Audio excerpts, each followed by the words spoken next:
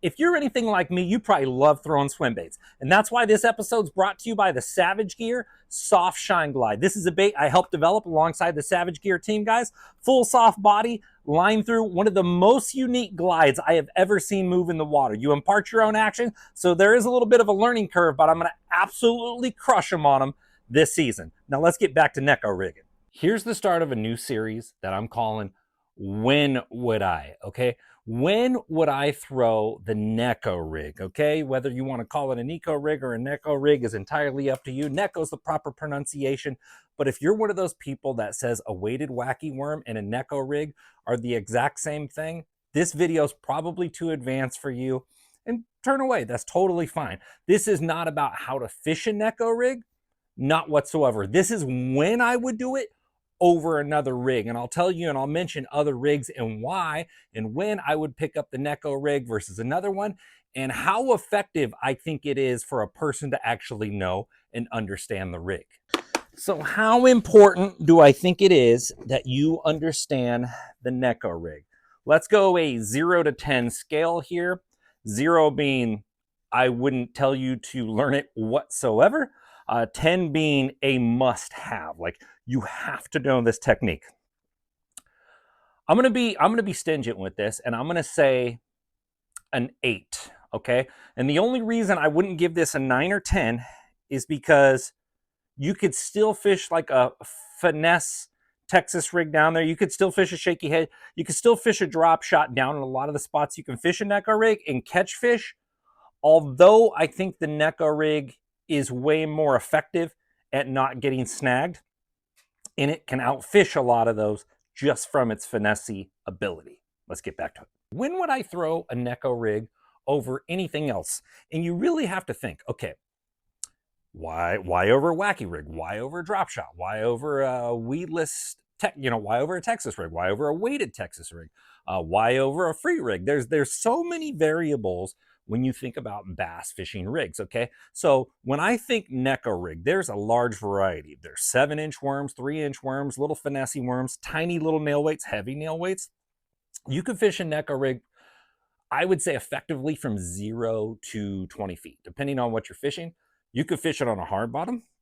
You can fish it in timber. You can fish it in grass. The orientation of the hook being backwards, and this is not a how-to Neko rig video.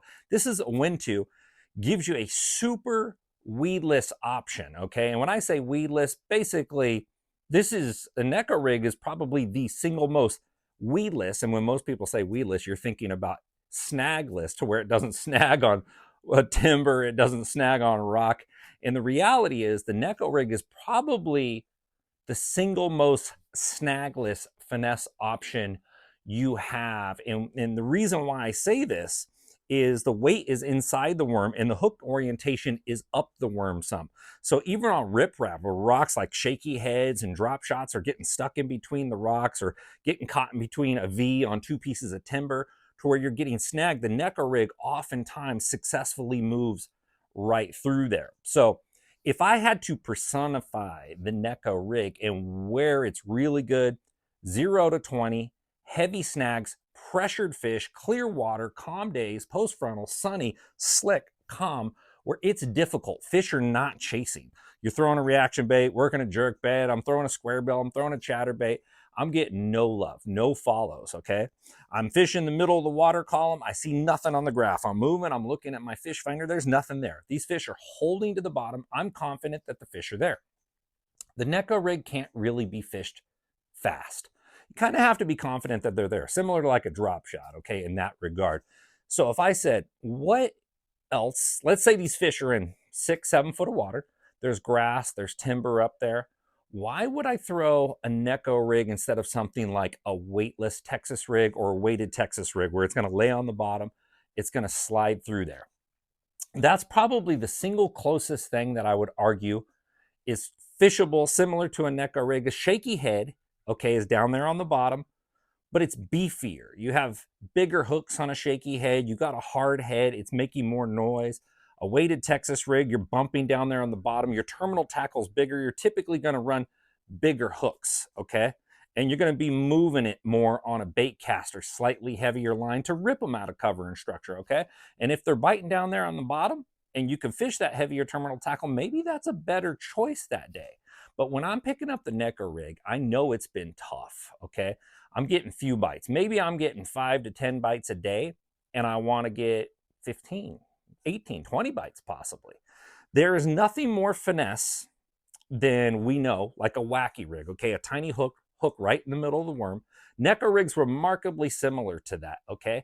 All of its action is on a tight line. If you think a weighted wacky worm and a Neko rig are the same, you're completely wrong. That's not how it works. A Neko rig is all based off a tight line, not pulling hard. You're maintaining just a tight line the whole time, and orientation of that worm is vertical, but you are hooked in the side, so you're getting that upright wacky style retrieve while the nail weight of that worm is still making contact with the bottom, okay? Oftentimes, it allows it to be seen a little bit more. This is why I like it in clean water. I've caught the crap out of them in dirty water too, but they can see it a little bit better, and it's super finesse, just like a wacky worm, but you're strictly maintaining a tight line and just picking up the slack, and that's going to hold that worm in the vertical position, and that hook is going to be protected by the backbone of that hook. That's where it's so weedless. And even when you're reeling it through cover and you kind of feel it pop through, just kind of maintain that tight line. Or if you're dragging it down a bank, maintaining that tight line gives you really, really good control. And versus something like a shaky head or that weedless Texas rig or a weighted Texas rig, you have more bulk on there. It's just like fishing 4-pound line or 6-pound line instead of 20-pound line. You're going to get more bites, that more finesse hook, more finesse setup, less terminal tackle, you get more bites. And that wacky vertical sort of orientation is very, very fishy. Everybody knows when a wacky worm falls, the undulation triggers. Now, when you're Neko rigging and you're pulling sideways, you have that like bottom contact, vertical upright worm, wacky orientation doing the same thing across the bottom, which gets a ton of strikes. So this is my 0 to 20 foot. This is minimal action with the most subtle appeal. Like this is super finessey. This is one of those techniques that's going to get you bites where nothing else can. Another thing I mentioned earlier, riprap around rocks, like finesse techniques. You could throw a wacky rig and let it sink down to those rocks, but like, let's say you're catching fish on a riprap wall. You're throwing a square bill, a chatterbait or something. They're biting good. It's frontal the day before. You got some wind. You know those fish are there. This is one of those finesse techniques that you can maintain a tight line and it's not going to get caught in between those. Arguably the best finesse technique around very snaggy structure and cover. So the Neko rig, it's my 0 to 20 feet, heavy structure cover, lots of snags, lots of grass. I need to get bit and I want it to be very, very subtle because I'm looking for lots of bites.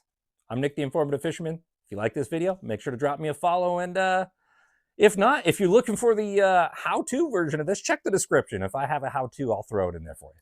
Thanks for watching.